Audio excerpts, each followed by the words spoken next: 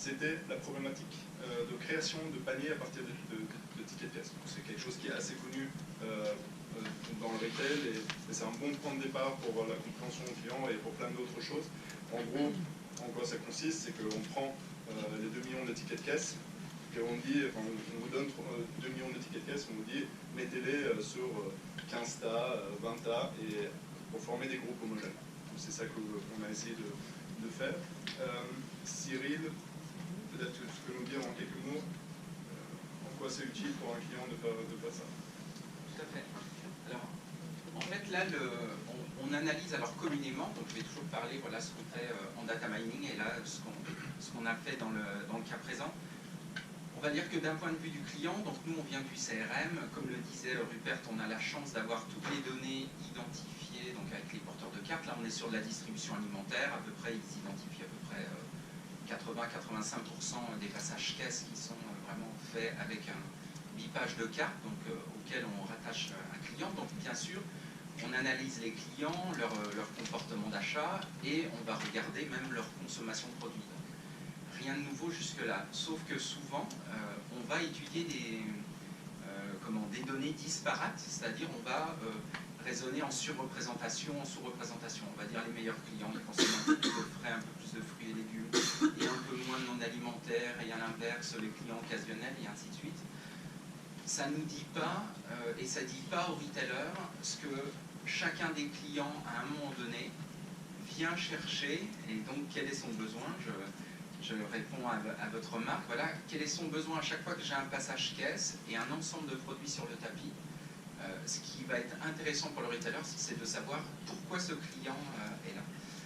Et donc finalement, tout cet ensemble de produits qu'il y a sur mon tapis de caisse, ça va être un faisceau de produits, pour ne pas dire un faisceau d'indices, qui va devoir me permettre de connaître la motivation d'achat principale de ce client, dans quel contexte ça s'inscrit. Donc est-ce que c'était préparé, est-ce que c'est compulsif, ensuite est-ce que c'est pour faire mon plein de courses, est-ce que c'est pour préparer un apéro, est-ce que c'est j'ai un dépannage, enfin j'ai un besoin de dépannage quelconque et de quelle nature pour servir quel objet. Donc voilà, donc c'est ce qui nous intéresse, c'est de transformer finalement des petites bribes de données sur des catégories de produits où on reste toujours cantonné finalement à la nomenclature article d'un retailer, mais qui nous dit finalement pas grand-chose. Et donc vraiment là, de raisonner en grappe et de vraiment de transformer ces données en connaissance client. Maintenant, je vais vous dire comment tout perdre si.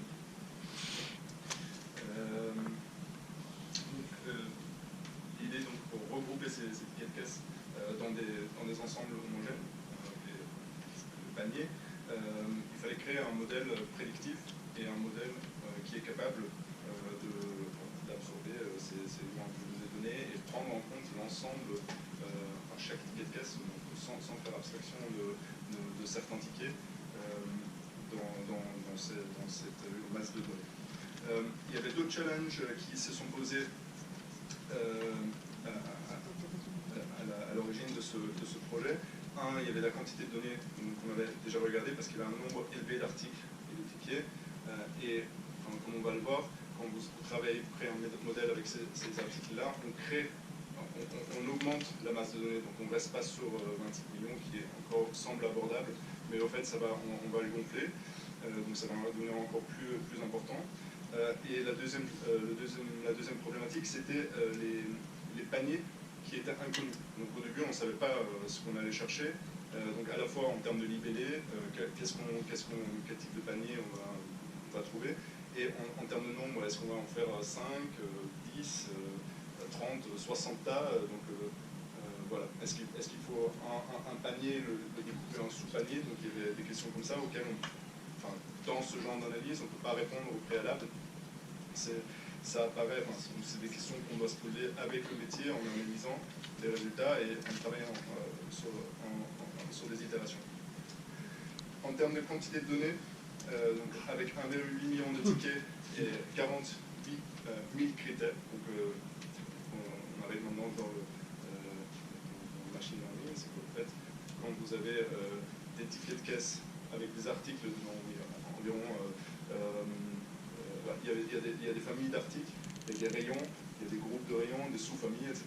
Donc pour chacun de ces critères, pour chacun de ces familles d'articles, ces catégories d'articles, ça vous crée un critère. Parce que vous dites, sur ce ticket de caisse, le client a acheté tant de quantités pour chaque famille. Donc du coup, vous avez un tableau avec presque 2 millions de lignes et 48 000 colonnes, ce qui fait 4 milliards d'informations qu'il faut traiter pour créer un modèle capable de prédire ce genre d'informations. Alors, comment ça marche?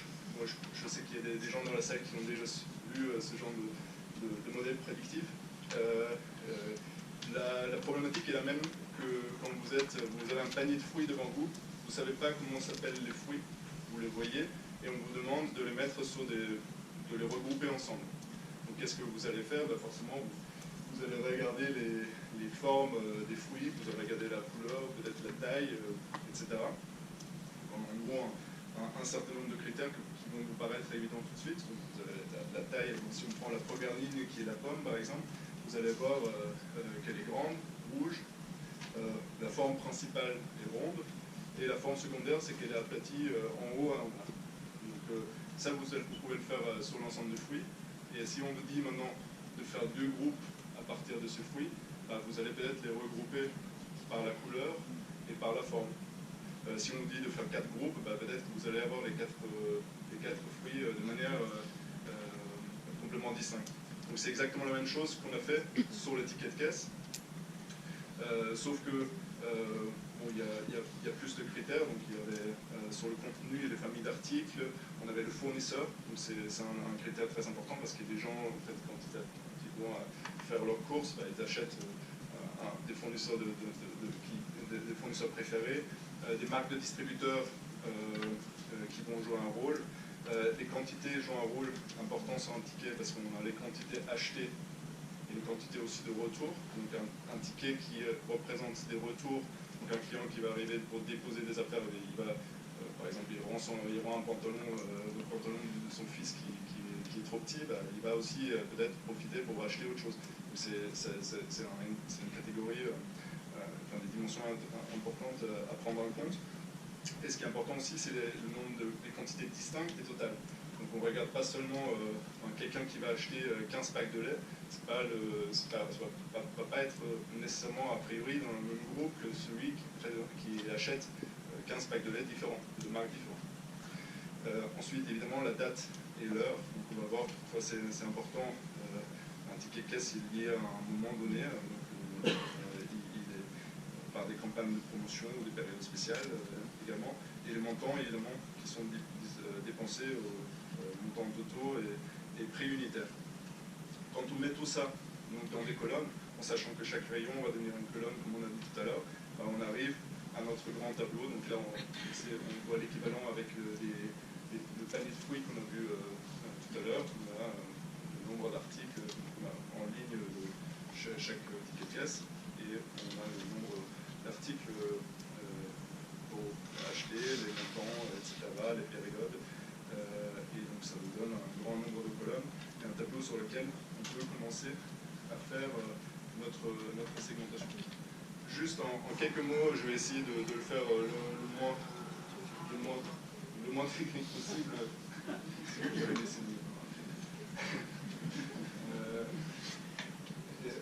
Donc comment ça se passe? En gros, là, on a juste 2 dimensions. Supposons que ça, c'est sur notre ticket de caisse, et on veut le classer sur 2 dimensions, et on crée 2 paniers. Les paniers, c'est les grands points. Donc, en fait, ce qui va se passer, c'est que l'algorithme qu'on utilise, il va à chaque fois regarder, au début, on place les paniers de manière aléatoire. Et on dit quels sont les tickets de caisse qui sont les plus proches de ces paniers. Donc là, les tickets de caisse proches, c'est tout ce qui est bleu, des paniers bleus et des tickets rouges, des paniers rouges. Donc, ensuite, on va dire, ok, maintenant on connaît l'ammoniac, on va le placer au milieu de cet ensemble à chaque fois. Ensuite, on va refaire le split, on va le replacer au milieu, faire le split, et du coup, en fait, les paniers vont converger vers les centres de l'ensemble des tickets de caisse. Donc c'est un processus statistique qui est assez classique, ça s'appelle le clustering. Et vous choisissez en fait si vous voulez 10 paniers ou 5 paniers ou 300 paniers. Et donc avec des itérations, on arrive ensuite à faire, on a fait tourner ça sur des machines chez Google, on arrive à sortir ce type d'information. Donc on a créé 30 clusters, donc ça on a testé différentes choses avec différents nombres. 30, c'était un nombre qui nous paraissait pertinent après avoir analysé les données. On va voir ce qui est dedans. Vous avez ici les clusters, donc qui sont les paniers. Vous avez pour chaque panier combien de clients différents ont acheté ce panier.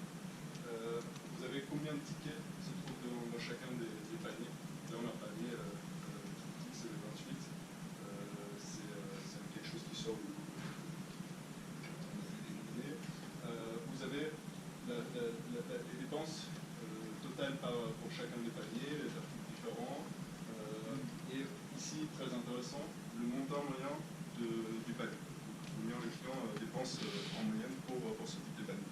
Donc là, déjà, certains commencent à avoir des idées sur ce genre d'information. Pour vous montrer ça de manière plus visuelle, dans les 30 paniers, ici, par exemple, on a le panier 4. Donc à quoi ça ressemble? Vous avez donc, le client moyen, le panier moyen, numéro 4, ça va être quelqu'un qui achète 8 articles qui appartiennent à de l'ultra frais, 7 articles qui appartiennent à la catégorie fromage et 6 articles boissons sans alcool. Donc simplement autour de cette catégorie-là, la motivation principale pourquoi un client va se rendre au supermarché, parce qu'il va acheter ça, mais il va aussi dans son panier acheter tout ça. Donc, il va aller au traiteur de la mer, à la boulangerie, il va prendre des aliments pour les animaux, etc. Et donc ça c'est un panier, on l'appelait congelé, produits frais et en tête, parce que c'est quelqu'un qui vient pour les produits frais mais il achète autre chose, avec un ticket moyen assez important, 198 €. Donc c'est quelqu'un qui dépense 200 €. Après on a des choses très différentes, le panier traiteur, quelqu'un qui vient pour la charcuterie, le fromage, le panier fruits et légumes. Donc là c'est avec très peu d'achats à côté. Par opposition, le panier fruits et légumes, quelqu'un qui vient que pour les légumes et les fruits, qui achète quasiment rien d'autre, un peu de frais. Donc c'est un petit panier de 44 €. Confiserie et pâtisserie. Quelqu'un qui vient pour les produits pour animaux. Donc lui, il achète 16 boîtes pour le chat et 2-3 trucs à côté. Le panier de parfumerie avec surtout de parfumerie. Donc là, c'est intéressant parce que c'est regroupé avec l'entretien du linge, les produits de papier. Donc apparemment, quelqu'un qui vient pour acheter de la parfumerie ne veut pas nécessairement faire les courses d'alimentation. Par contre, un panier assez important avec 80 €. Le panier poisson sans alcool. Donc là, c'est la personne qui vient acheter 14 packs d'eau et achète quasiment rien d'autre. Donc il y a quand même 4000 tickets qui sont de ce type.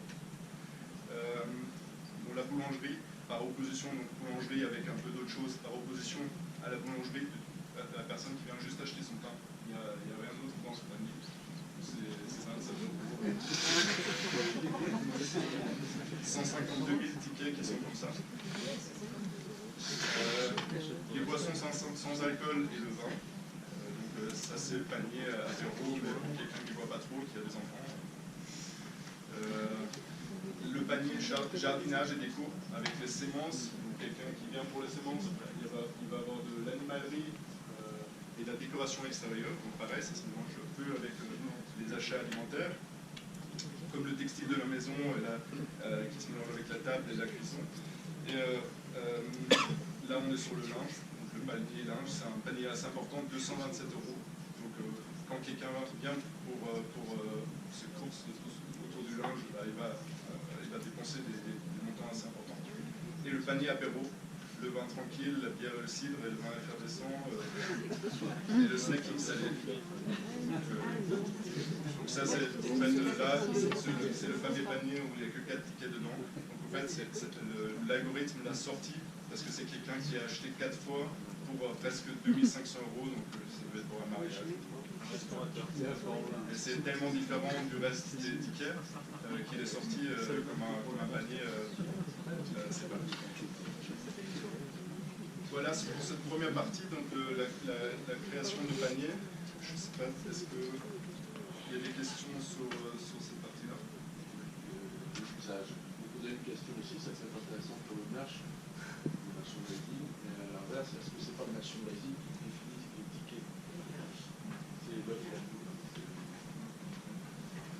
Cyril, tu veux peut-être répondre à cette question pour faire la transition avec, parce que ça fait la bonne transition avec la suite qui est effectivement les messages. Vous anticipez la suite en fait. En quatrième partie, on va regarder justement comment on peut l'utiliser justement par rapport au merchandising de l'enseigne lié à un point de vente. Mais effectivement, vous avez raison. Après, vous avez raison sur un certain point.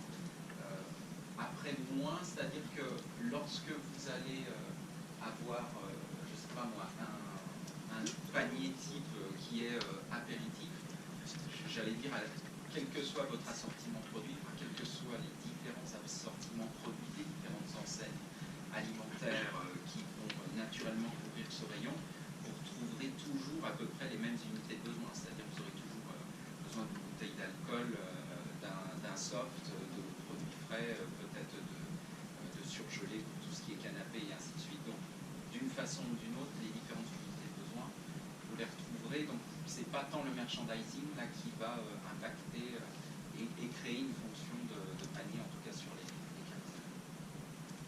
Alors, sinon, une question générique qui a été posée, pas en anonyme sur Google, de Pascal Coco, qui sera là. Donc, je vais reprendre votre question, si vous voulez bien. Donc, poser la bonne question, a priori, c'est le rôle de l'être humain de consulting avant la data science. Mais existe-t-il des outils big data pour poser la bonne question, puis pour savoir si les données pertinentes sont accessibles? Je suppose que ça se repose. Je veux bien répondre à ça. Et je pense que en fait, les outils tels que moi je les connais aujourd'hui, j'ai l'impression qu'en fait, on utilise la big data un peu comme ce qu'on a fait dans ce cas, de manière itérative. Il y a toujours, on rentre dans une phase d'exploration de données, quand on va se retrouver en face d'un ensemble de données. On va déjà regarder, on a différents outils, beaucoup d'outils qui sont assez intéressants pour comprendre ce qu'il y a dedans, la diversité, la qualité. Et grâce à ça, je pense qu'on peut se poser des bonnes questions. Après, il y a maintenant des intelligences artificielles qui commencent à mettre sur le sujet d'analyse de la donnée qui analysent automatiquement des sets de données et qui peuvent en tirer des conclusions et produire des idées pour savoir ce qu'on peut en faire. Je ne sais pas si ça référence au sujet, donc on pose régulièrement cette question. C'est en plus assez. On arrive maintenant. J'ai une question. Est-ce qu'en fait vous avez réfléchi un petit peu pour GoldenEye? Est-ce que vous avez réfléchi en fait à ajouter des données météorologiques qui peuvent avoir des incidences ou pas sur les achats? Alors, on ne l'a pas fait dans le cas présent parce que la question n'était pas tant, enfin on va arriver justement sur la partie point de vente, la quatrième partie. La question n'était pas tant de dire à tel moment donné il va me falloir tel assortiment produit et surtout quelle quantité en stock. D'accord. La question était vraiment de cerner l'ensemble des motivations d'achat possibles dans cette enseigne, mais pas forcément spécifiquement à quel moment. Mais si effectivement la question posée à résoudre avait été de pouvoir gérer une quantité de stock sur une période précise, un jour précis dans la semaine ou un fin de week-end ou par rapport à la météo et aux prévisions météorologiques sur la semaine d'après pour ajuster les stocks, effectivement, on aurait pu faire entrer de telles données. Est-ce que vous croisiez dans cette constitution de panier les données tickets avec les données RFM, des données de fréquence? Par exemple, vous parliez de l'achat d'animaux. Celui qui se marie ne va probablement pas faire ça tous les mois. Celui qui achète, est-ce est-ce que c'était intégré et avec quel résultat? Alors, tout à fait, alors c'est une petite précision pour revenir en arrière par rapport à ce qui a été dit quand on a présenté le problème. C'est vrai que quand on est prestataire CRM, on ne travaille quasi exclusivement que sur les données des porteurs de cartes. Là, dans un cas précis comme ça, on travaille, c'est une petite précision qu'on apporte, on travaille sur l'ensemble des tickets, y compris les tickets des non-porteurs. Par contre, on va regarder sur la partie des tickets porteurs, on va regarder effectivement toutes les données RFM, et donc on va lier ça à de la fréquence d'achat, de la régularité d'achat, et ainsi de suite. Après, là, on est vraiment dans une logique d'analyse des paniers. Donc, si on a un panier un ticket de caisse qui est complètement ailleurs par rapport dans le champ qu'on analyse, il va se recentrer avec les autres, donc il ne va pas créer un panier autour. Donc, automatiquement, l'algorithme, il intègre cette dimension de fréquence d'achat. On va passer à la partie 2 qui est la classification des tickets. Donc maintenant qu'on connaît le modèle, donc on connaît les paniers types, la question qu'on peut se poser, c'est que comment j'ai un nouveau ticket qui arrive en temps réel ou dans l'historique des tickets que j'ai, comment je vais faire pour l'attribuer un panier. Pour le client, quel est l'intérêt de ça? Alors, l'intérêt, c'est que classiquement, donc on fait une analyse, on pourrait faire classiquement une analyse comme elle a été faite là jusqu'à maintenant, là, ce qu'a présenté Rupert et qui a été fait par Vertigo. On pourrait faire la même analyse avec une technique classique. Voilà, des outils statistiques qui sont à part sur le côté. Le seul problème, c'est que si le retailer juste après me dit ça c'est super, et là maintenant à chaque ticket de caisse qui passe en magasin, je veux tout de suite que tu me qualifies là en 5 dixièmes de seconde le ticket et la motivation principale de ce ticket, ben, là c'est clairement les limites, on va dire, de la statistique classique. Et donc c'est ce qui nous intéresse ici, c'est de pouvoir, pourquoi alors le savoir en temps réel, ben, c'est pour pouvoir tout de suite rebondir. Ça peut se faire de plein de façons, et là alors l'imagination est sans limite, de façon, on va dire, un peu classique, on pourrait se dire, mais c'est déjà pas mal, serait d'éditer en temps réel un couponing personnalisé, pas continuer à nous sortir, par exemple, quand on a 40 et quelques années, un coupon pour des couches Pampers. Bon, bah, oui, c'est super, je tairai les noms des enseignes qui font encore ça, mais malheureusement, il y en a encore beaucoup qui le font. Voilà, mais de sortir, par exemple, un couponing qui correspond justement, alors à vous, on a les informations clients et les informations RFM, mais par exemple, par rapport à la motivation principale d'achat, après, on peut imaginer plein de choses. Si je suis en train de faire, si je suis vendredi soir et que j'achète une bouteille de champagne, peut-être que si je propose un coupon, une push notification, on va dire à laisser un porteur de carte sur l'achat d'un bouquet de fleurs, voilà, le fait de se dire c'est le vendredi soir, il est 20h, j'achète une bouteille de champagne, on recontextualise, voilà, peut-être je suis en train d'aller chez quelqu'un de vouloir apporter la bouteille de champagne, peut-être je vais aussi ramener un bouquet de fleurs, donc voilà, il y a aussi des possibilités d'utilisation comme ça. Alors l'info, comme je dis, classiquement on pourrait déjà l'avoir, alors ça serait super, on est la semaine d'après, puis on dit ah bah oui, celui qui est venu le vendredi soir, il achète une bouteille de champagne, j'aurais pu lui proposer, oui mais c'était le vendredi soir, justement quand il sortait de ce premier magasin, donc voilà, c'est pour ça. On peut générer des règles tout à fait et imaginer, voilà, exactement. Et là, je cite un cas de panier, il peut y avoir de multiples combinaisons comme ça. Donc effectivement, l'intérêt pour sortir de la problématique de data mining et statistique classique, c'est que là, on peut rentrer dans des flux réels avec plein de possibilités, notamment avec du ciblage avant et après le paiement. Donc, après, au sens où la personne est devant la caisse. Donc, avant le paiement, on peut le faire parce que les paniers, comme on l'a vu tout à l'heure, sont aussi affectés à un espace temps. Donc, du coup, en fait, vous savez qu'un client, à une certaine heure de la journée, une période de l'année, vous savez combien de paniers vont se vendre de chaque type.